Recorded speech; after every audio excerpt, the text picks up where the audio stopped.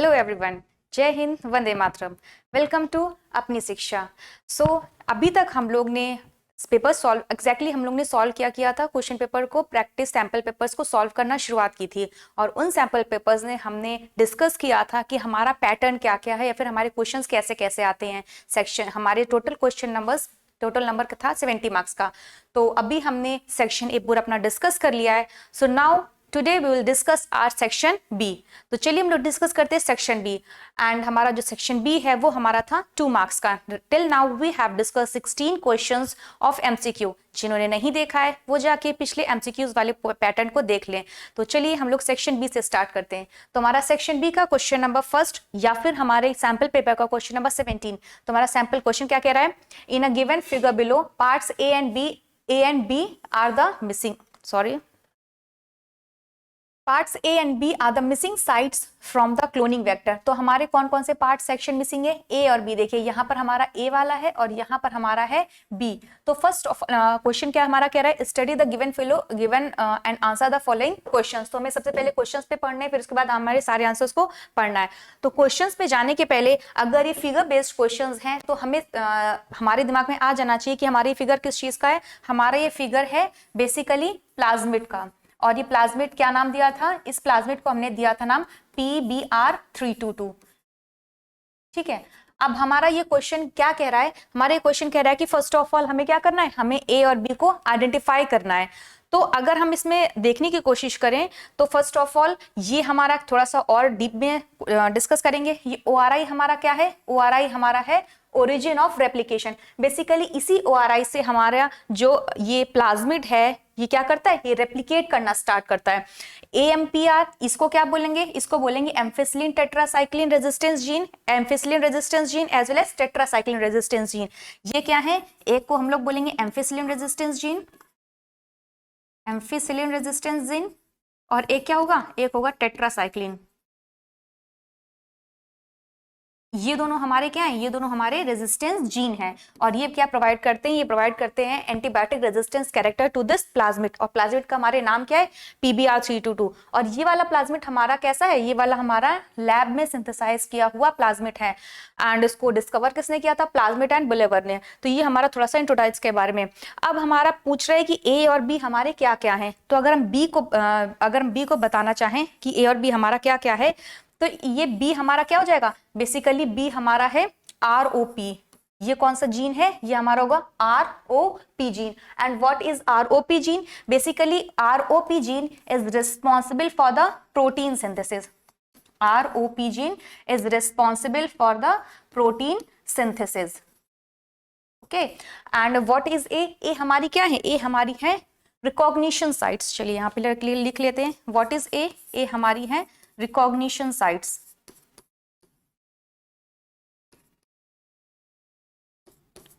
तो और इन दोनों का और रिकॉग्निशन साइट्स का काम क्या होता है? रिकॉग्निशन साइट्स बेसिकली हमें हेल्प करती हैं कि कहां से हमारा क्या स्टार्ट हो रहा है, हमारा रेप्लिकेशन, या फिर हमारी कौन से साइट्स है जहां पर हमारा जीन्स कट करके हम लोग लगा सकते हैं। तो व्हाट इज रिकॉग्निशन? तो हमारा ए क्या है? ए हमारा हो गया रिकॉग्निशन साइट्स। एंड हमारा क्वेश्चन नंबर सेकंड क्या कह रहा है? What is that given term given to C and D and explain why. तो ये हमारा देखो इधर पर है, ये हमारा हो गया C वाला पार्ट और ये हमारा हो गया D वाला पार्ट। तो C और D को क्या है ये?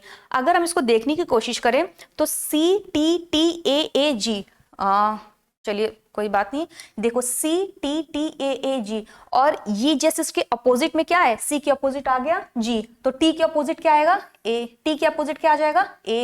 A के अपोजिट T। कॉम्प्लीमेंट्री प्रॉपर्टी शायद आपको पता ही होगा। What is complementary? डीएनए के अंदर एक स्पेशल प्रॉपर्टी होती है जिसको हम लोग क्या बोलते हैं? जिसको हम लोग बोलते हैं कॉम्प्लीमेंट्री प्रॉपर्टी। अब देखो उस प्रॉपर्टी के अंदर जो A है वो हमेशा किसके साथ बॉन्ड बनाएगा? हमने जब एमसीक्यूज वाला पार्ट डिस्कस किया था तो हमने उसमें डिस्कस किया था कि डीएनए के पास बेस पेयर्स कितने होते हैं? टोटल 4 बेस पेयर्स होते हैं। कौन कौन से? Adenine, guanine, thymine as well as cytosine. और उसमें हमने देखा था कि जो एडेनिन है वो किसके साथ बॉन्ड बनाएगा? थाइमिन के साथ।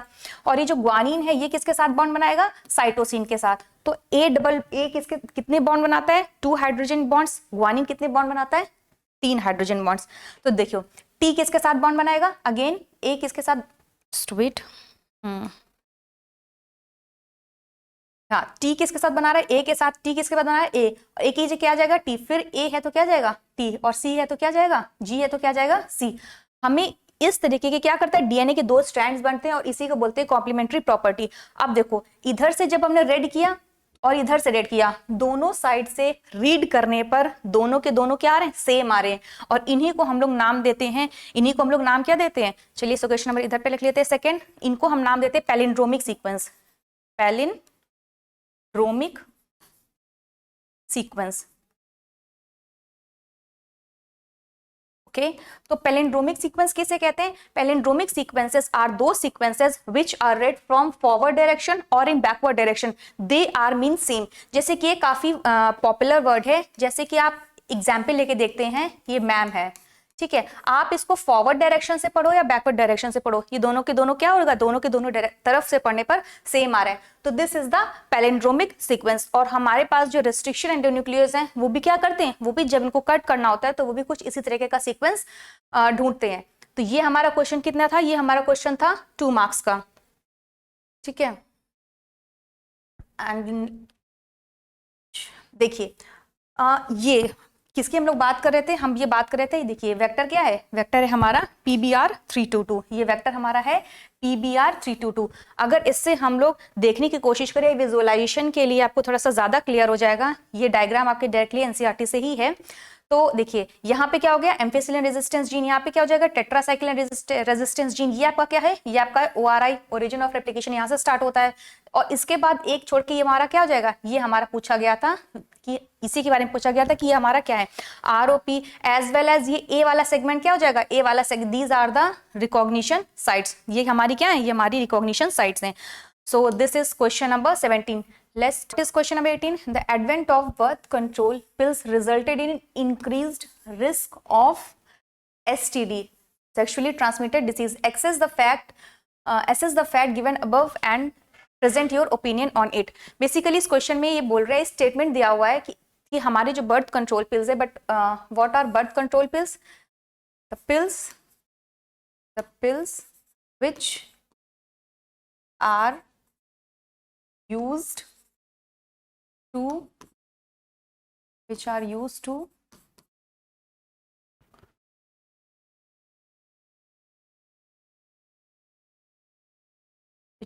to control or prevent pregnancy. Okay, these are known as birth control pills. Resulted in increased risk of sexually transmitted disease. So what are sexually transmitted disease? So the disease which are transmitted, the disease which are transmitted during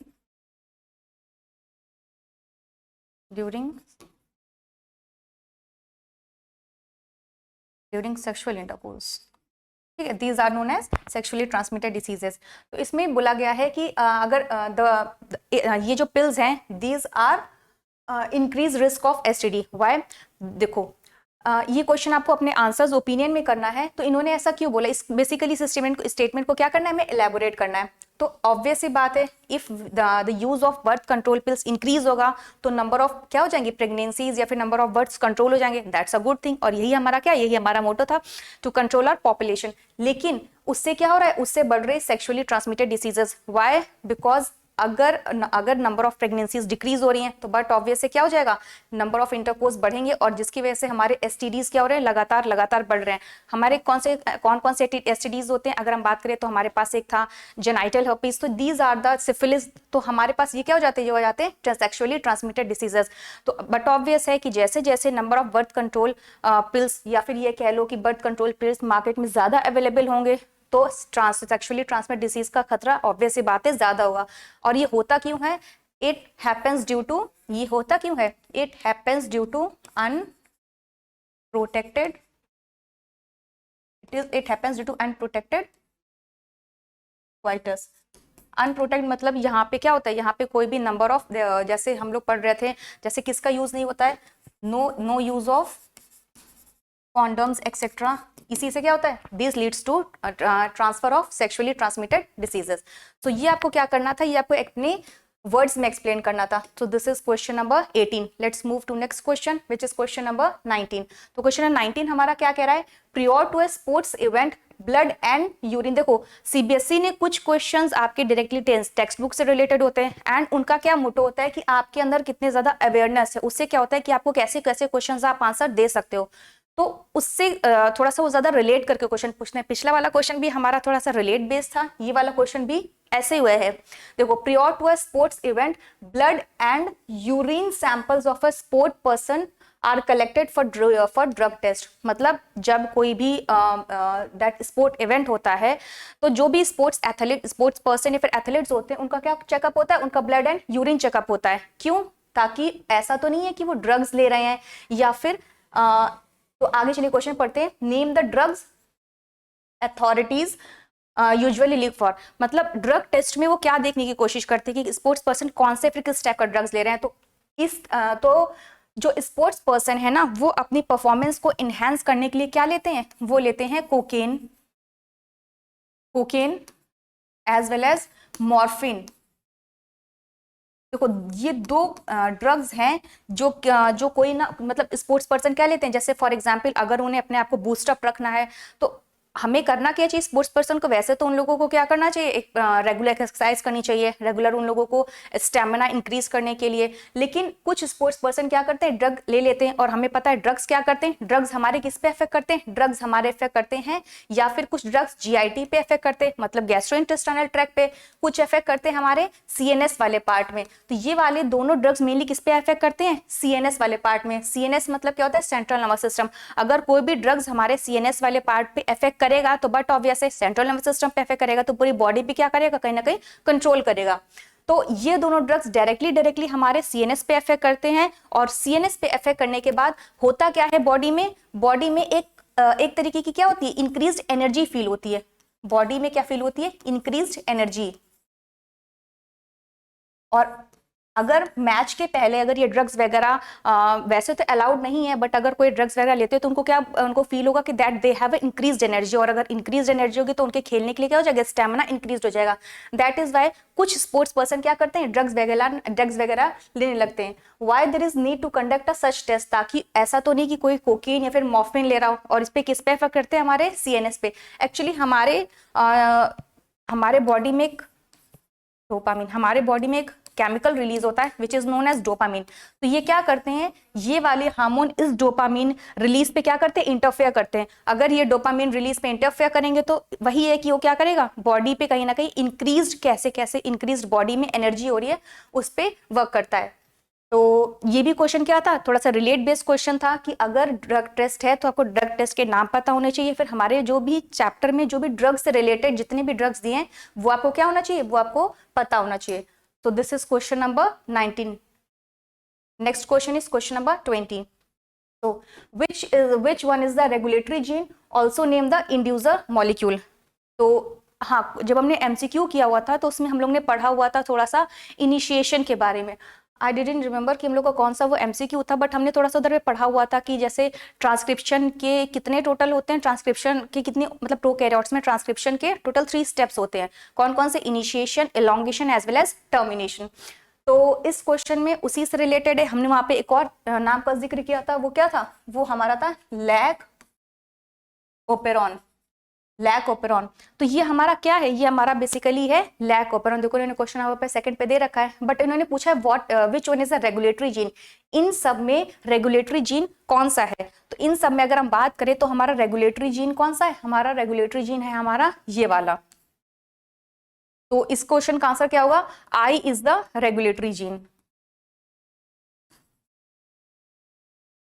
I is the regulatory gene, also name the inducer molecule। और इस case में हमारा inducer क्या होगा, तो हमारा जो inducer होता है वो इंड्यूसर क्या होगा, हमारा इंड्यूसर होता है यहाँ पर, वो होता है हमारा लैक्टोज, वो क्या होता है, वो होता है हमारा लैक्टोज। बेसिकली लैक्टोज किसके तरह यूज होता है, लैक्टोज यूज होता है एज अ इंड्यूसर। क्या करता है, यही लैक्टोज देखता है कि ये वाला जो पूरा का पूरा प्रोसेस चल रहा है वो कब ऑन है कब ऑफ है। देखिए ये जो आई है it is a regulatory gene. कैसे रेगुलेटरी जीन की तरह वर्क करती है, चलिए देखते हैं।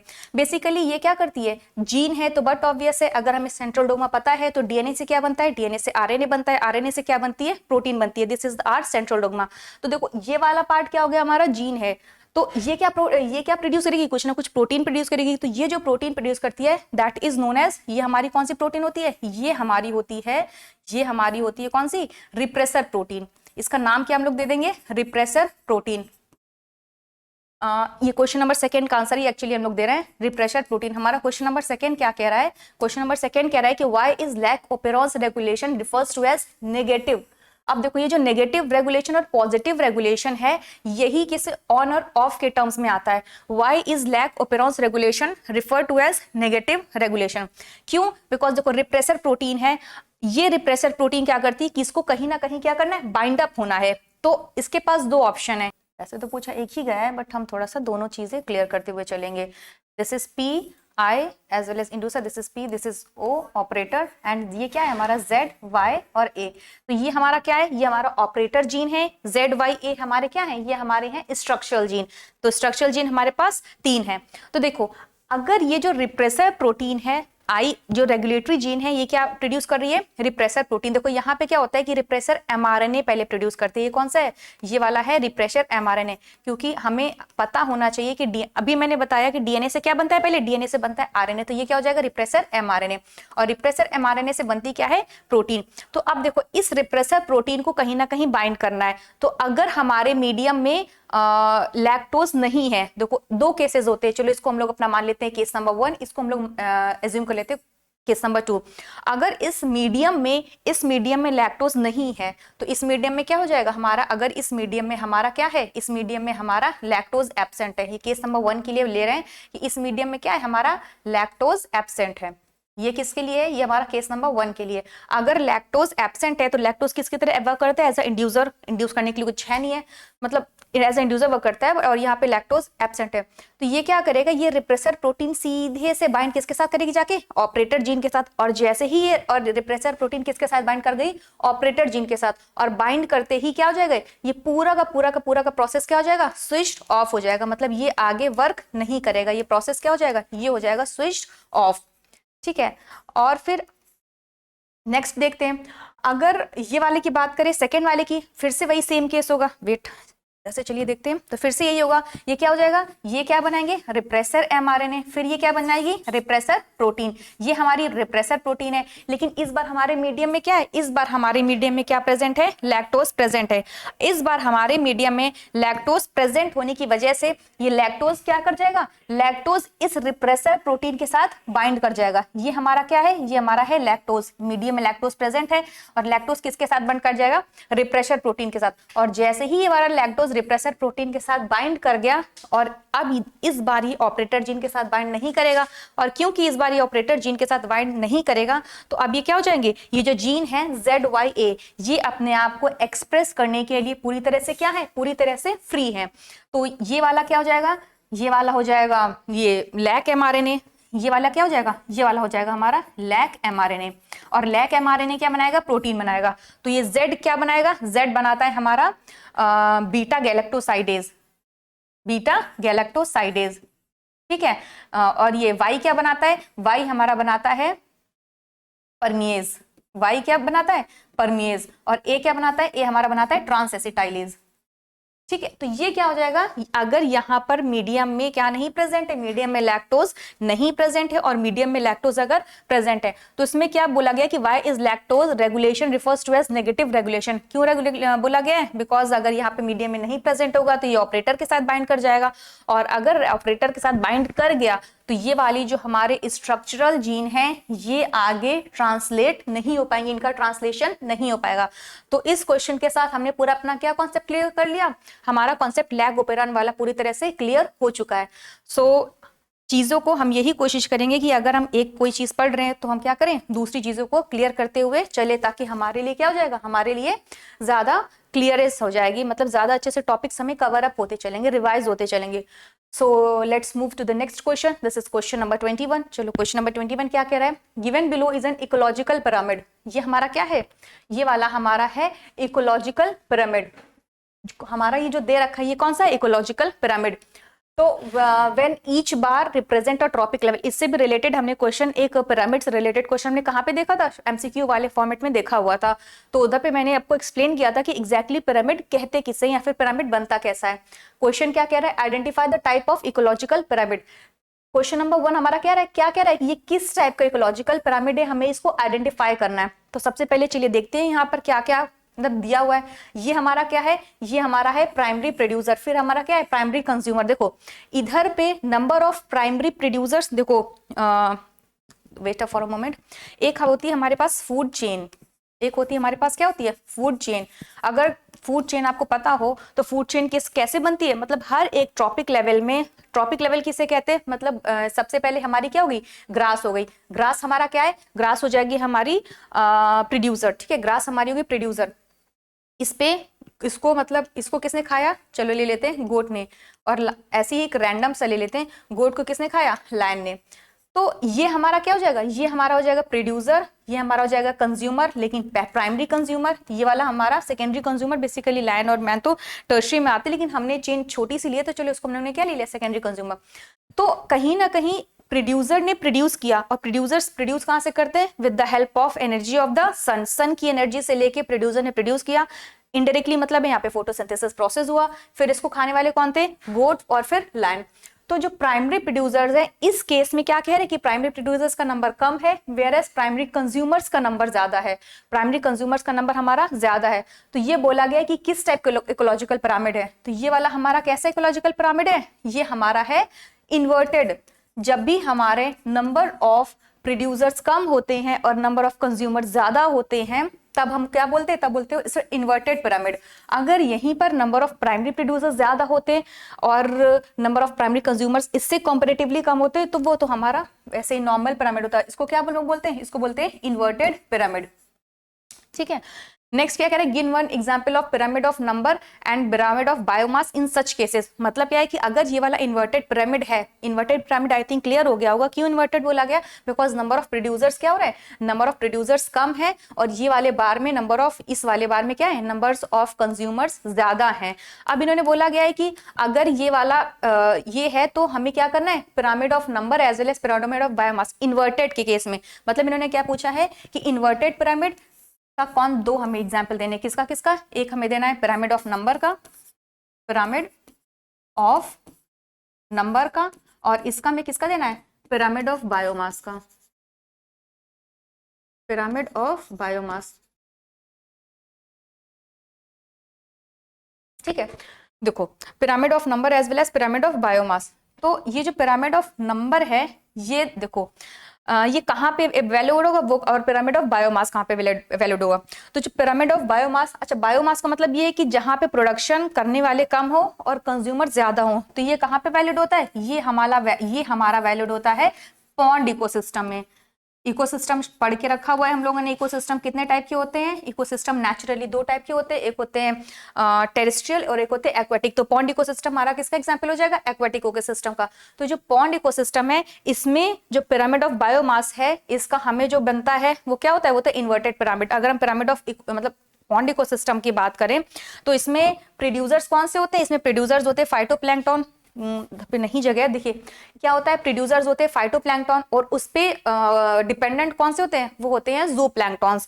तो इसी तरीके बढ़ते बढ़ते क्या चला जाता है, हमारा बायोमास सॉरी क्या बन जाता है, पिरामिड बन जाता है। नेक्स्ट हमारा क्या है, पिरामिड ऑफ नंबर। तो ये क्या हो जाएगा, ये हमारा हो जाएगा ट्री का एग्जाम्पल। इसका क्या हो जाएगा, इसका हो जाएगा हमारा ट्री वाला इकोसिस्टम या फिर एग्जाम्पल ऑफ ट्री का।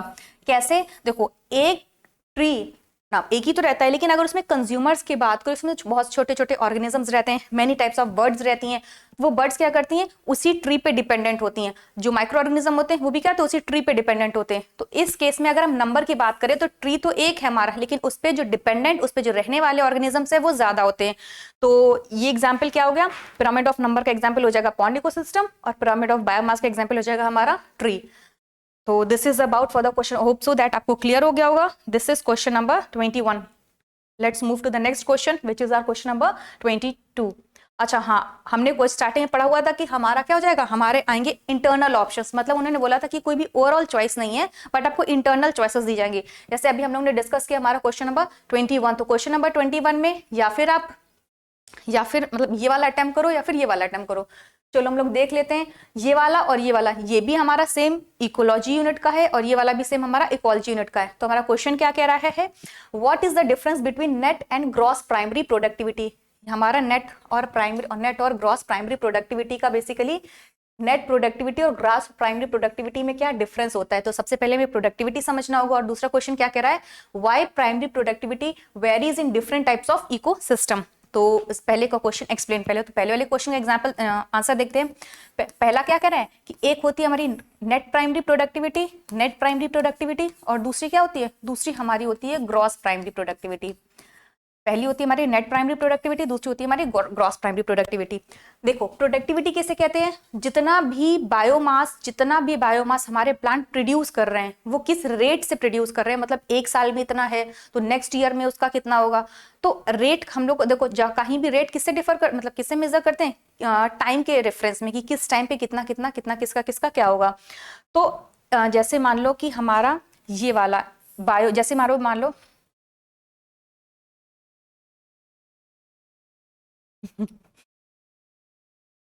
देखो जैसे मान लो कि हमारा ये वाला क्या हो जाएगा, हमारा ये वाला हो जाएगा हमारा ट्री, ठीक है। तो इसने क्या किया, इसने जो भी प्रोड्यूस किया, अब प्रोड्यूस कैसे करेगा, प्रोड्यूस करेगा हमारा by the help of photosynthesis. एक ही है, प्लांट प्रोड्यूस कैसे करते हैं, प्लांट अपना फूड बनाते हैं by the help of photosynthesis. तो फोटोसिंथेसिस किया और इसने जिस रेट से किया, रेट मतलब क्या होता है कि पिछले साल अगर इसका बायोमास इतना था, पिछले साल इसने प्रोड्यूस इतना किया था, उसके नेक्स्ट ईयर उसने प्रोड्यूस इतना किया है, तो आगे कितना प्रोड्यूस करेगा। तो जिस रेट से करते हैं उसी को हम लोग क्या बोलते हैं, उसी को हम लोग बोलते हैं प्रोडक्टिविटी, उसी को हम लोग बोलते हैं प्रोडक्टिविटी। तो अब हमारे पास आती है प्रोडक्टिविटी। तो बेसिकली प्रोडक्टिविटी दो टाइप की होती है, एक होती है प्राइमरी प्रोडक्टिविटी, एक होती है सेकेंडरी प्रोडक्टिविटी। तो जो प्राइमरी प्रोडक्टिविटी होती है, अब इसमें हमें जो प्राइमरी प्रोडक्टिविटी होती है वो होती है दो टाइप की। कौन कौन सी, एक होती है नेट प्राइमरी प्रोडक्टिविटी और एक क्या होती है हमारी, एक हमारी होती है ग्रॉस प्राइमरी प्रोडक्टिविटी, ठीक है। तो जो नेट प्राइमरी प्रोडक्टिविटी है, अब हमें इसमें डिस्कस करना है। तो जो क्रॉस प्राइमरी प्रोडक्टिविटी, जितना भी ऑर्गेनिक, चलो यहाँ पे लिख लेते हैं, जितना भी ऑर्गेनिक मैटर प्लांट ने क्या किया हुआ है, जितना भी ऑर्गेनिक मैटर प्लांट ने प्रोड्यूस किया हुआ है, जितना भी ऑर्गेनिक मैटर प्लांट ने प्रोड्यूस किया हुआ है उसे क्या बोलते हैं, उसी हम लोग बोल देते हैं प्लांट प्रोड्यूसर्स। उसे क्या बोल देते हैं, उसे बोलते हैं ग्रॉस प्राइमरी प्रोडक्टिविटी। और नेट प्राइमरी प्रोडक्टिविटी किसे कहते हैं, देखो प्लांट प्रोड्यूस कर रहा है बट ऑब्वियसली प्लांट क्या प्रोड्यूस, देखो फोटोसिंथेसिस अच्छा प्रोडक्ट क्या होता है, सबको पता है क्या होता है, glucose plus oxygen plus H2O। तो प्लांट जितना भी प्रोड्यूस कर रहा है उस टाइम पे कुछ ना कुछ तो अपने लिए भी यूज कर रहा होगा ना, और जो भी यूज कर रहा है प्लांट प्रोड्यूस करके, उसे हम लोग क्या बोल देते हैं, उसे हम लोग बोल देते हैं नेट प्राइमरी प्रोडक्टिविटी। और जो उसे यूज कर रहा है उसे हम लोग क्या, उसमें हम लोग मतलब उसको किस में इंक्लूड कर देते हैं, रेस्पिरेशन लॉसेस, ठीक है। तो इसी में एक बन जाता है that gross primary productivity minus respiration losses is equals to net primary productivity, ठीक है। तो ये हमारा क्या हो गया, ये हमारा मेन डिफरेंस हो गया between the gross primary productivity as well as the net primary productivity. तो अब जितना भी प्लांट खुद यूज कर रहे हैं, प्लांट खुद यूज करने के बाद अब जितना भी बचा फॉर द आगे ट्रांसफर करने के लिए, अब यही है कि इसको कौन खाएंगे, इसको खाने आएंगे हर्बीवोर्स, मतलब जो भी अवेलेबल होगा फॉर द हर्बीवोर्स, वो हम लोग किस में इंक्लूड करेंगे, वो हम लोग इंक्लूड करेंगे नेट प्राइमरी प्रोडक्टिविटी में। तो दो डिफरेंस ये होते हैं, जितना भी प्लांट प्रोड्यूस करते हैं, जितना भी ओवरऑल ऑर्गेनिक मैटर, वो हम लोग उसको हम लोग किस में इंक्लूड कर देते हैं, उसको हम लोग इंक्लूड कर देते हैं ग्रॉस प्राइमरी प्रोडक्टिविटी में। और जितना भी प्लांट खुद के लिए यूज कर लेते हैं, बट ऑब्वियस है जब इतना सारा प्रोड्यूस करेंगे तो खुद ना कुछ के लिए खुद खुद के लिए कुछ ना कुछ चाहिए, और उसी को हम लोग क्या बोलते हैं, उसी को हम लोग बोल देते हैं net primary productivity. Second question हमारा क्या कह रहा है, why primary productivity varies in different types of ecosystem. मतलब इनका कहने का है कि प्राइमरी प्रोडक्टिविटी क्यों, इसको हटा देते हैं तभी हम लोग क्वेश्चन नंबर सेकंड कर पाएंगे। चलो हमारा सेकंड क्या कह रहा है, why primary productivity different in varies in different type of ecosystem. तो अभी मैंने बोला कि हमारे पास डिफरेंट टाइप्स ऑफ इकोसिस्टम्स, इनका मतलब क्या है, हमारे पास दो टाइप के इकोसिस्टम्स होते हैं। कौन कौन से, एक होता है हमारा टेरेस्ट्रियल इकोसिस्टम, टेरेस्ट्रियल इकोसिस्टम, और एक हमारा क्या हो जाएगा, एक हमारा हो जाएगा टेरेस्ट्रियल और एक हो जाएगा हमारा एक्वाटिक इकोसिस्टम। ठीक है, तो एक्वाटिक इकोसिस्टम क्यों वेरी करता है, देखो यहाँ पर रहने वाले ऑर्गेनिजम्स दूसरे होंगे, बट ऑब्वियसली यहाँ पे जो प्रोड्यूसर्स होंगे वो कौन से होंगे, वो होंगे हमारे ट्रीज हो जाएंगे प्रोड्यूसर्स, वो कौन से हो जाएंगे, वो जाएंगे हर्ब श्रब्स, और इसमें हर्ब श्रब्स की भी वैरायटीज हो जाएगी। एक्वाटिक सिस्टम में जो प्रोड्यूसर्स होते हैं वो कौन से होते हैं, वो होते हैं हमारे फाइटोप्लैंक्टन, फाइटोप्लैंक्टन।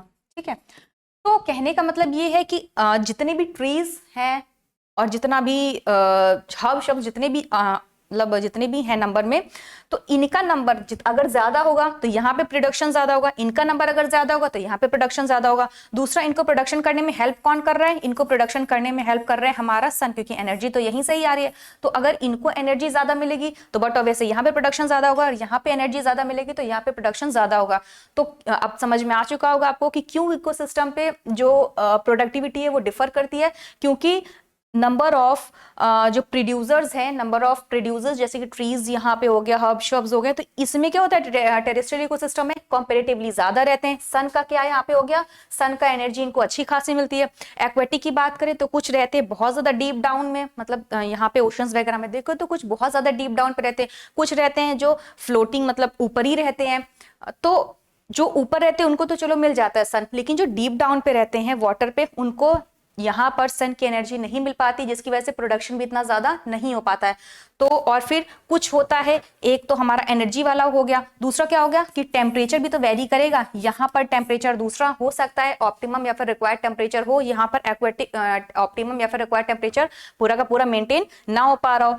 तो ये कहीं ना कहीं दोनों में ये सारे के सारे फैक्टर्स क्या होते हैं, इन्हीं सारे के सारे फैक्टर्स की वजह से प्रोडक्टिविटी डिफरेंट रहती for the various type of ecosystem. अगर हम बात करें एक और थोड़ा सा इसी से रिलेट करके, तो हमारे पास टोटल कितनी प्रोडक्टिविटी होती है, वो होती है टोटल 170 बिलियन टन। सोचो 170 बिलियन टन टोटल प्रोडक्टिविटी होती है, लेकिन वन टोटल बिलियन टन, ठीक है। लेकिन उसके बाद हमारा, अच्छा अगर हम बात करें हमारे पास टोटल टेरेस्ट्रियल वाला पार्ट कितना परसेंट है, टेरेस्ट्रियल मतलब अगर हमको पता है कि हमारे पास लैंड वाला 30% है, हमारे पास वाटर परसेंट कितना है 70%, हमारे पास वाटर वाला एरिया ज्यादा है। लेकिन इसके बावजूद जो एक्वेटिक इकोसिस्टम है उसमें जो टेरेस्ट्रियल वाले में कितना होता है, इसमें होता है हमारा 115 बिलियन टन, 115 बिलियन टन। और इसकी प्रोडक्टिविटी कितनी होती है, इसकी प्रोडक्टिविटी होती है 55 billion ton.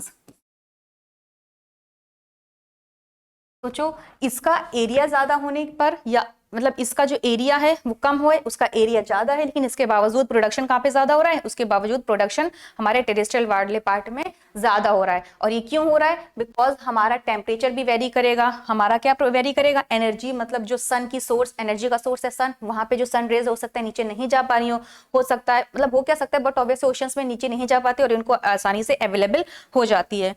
So this is about for the question number 21। Let's move to the next question. हमारा नेक्स्ट क्वेश्चन क्या कह रहा है, नेक्स्ट क्वेश्चन हमारा है सेक्शन सी। तो हम